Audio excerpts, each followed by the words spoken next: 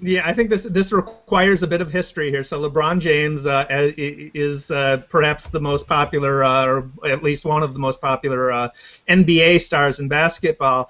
He is a free agent this year, was a free agent this year from the Miami Heat, and obviously he decided to go back to his hometown, Cleveland Cavaliers, where he played the first 7 years of his career, and then in 2010 left for Miami amid a storm of acrimony from Cleveland fans.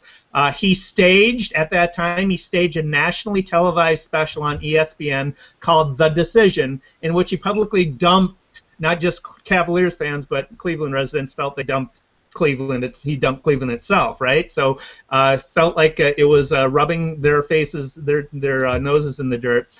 Cavaliers fans came together and they burned his jerseys after that. They calling them support groups LeBron fires. The Cavaliers owner Dan Gilbert showed his bitterness by penning a letter in which he ridiculed King James and referred to as cowardly betrayal. So there's a lot of bad blood between James and Cleveland fans. And this comes from a city whose most famous video of the city may be a spoof tourism video that lampoons the city itself as our economy is based on LeBron James and closes with "At least we're not Detroit." It's a hilarious video. It's got millions of views, but it is just dumping on their own city, right? It's like, who would come here? So anyway, there's the backstory of it. So how did LeBron James announce it this time that he's coming back to his hometown, coming back to Cleveland, coming back to the Cavaliers? He did not hold a press conference. He did not tweet 140 characters that he's coming back. He announced a decision in a blog post on SportsIllustrated.com titled "I'm Coming Home."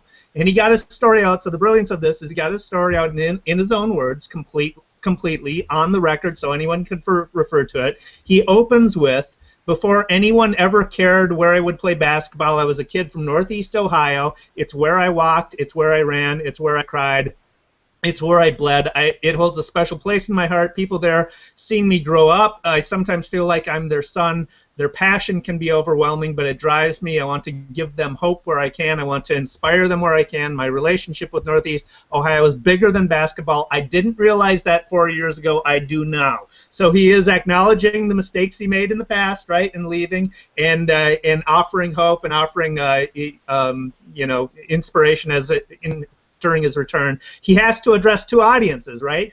The audience that he jilted when leaving, and the audience that he's leaving now, whom he hopes not to jilt, right?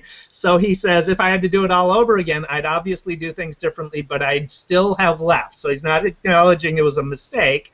I will always think of Miami as my second home. So he's dealing with both audiences there. And then he sets expectations. I'm not promising a championship. I know how hard that is to deliver. We're not ready right now. No way. Of course, I want to win next year, but I'm realistic. So just very well done. And he's going directly to the audience. He doesn't have to deal with the media. He used the media to post his blog post, obviously, but his words are his words, and they're not interpreted by anyone else. So well done. Well, what's such an interesting phenomenon that's getting more obvious all the time is that mainstream media is not where you go for news. You go online for news. You get your news on mobile. You get your news on Twitter. You know, most people found the link to that post by reading it on Twitter. And so what's happening is the celebrity magazines, People Magazine, Star, you know, the other ones, I don't remember the names of them because I never read them. You know, their circulation is down by more than half. And you know, for example, Clout sent me a subscription to People Magazine. Like, what do I want that for? If I want to know something, I've already read it by the time it's there. So, you know, that was there's just not a need for the kinds of publications that used to be the news. And celebrities have taken to Twitter, and they know that if they want to be heard, that's the place to do it. Or the people who tweet for them. I mean, I don't think they all do it themselves, but an awful lot of them seem to. Anyway, that brings us to the end of episode 55 of the Beyond Social Media Show. And we will timestamp this video so that you'll be able to jump directly to any segment that you want to listen to on the YouTube video. It will be on the Beyond Social Media Show blog. And on the Beyond Social Media Show Google Plus page, we'll tweet the links.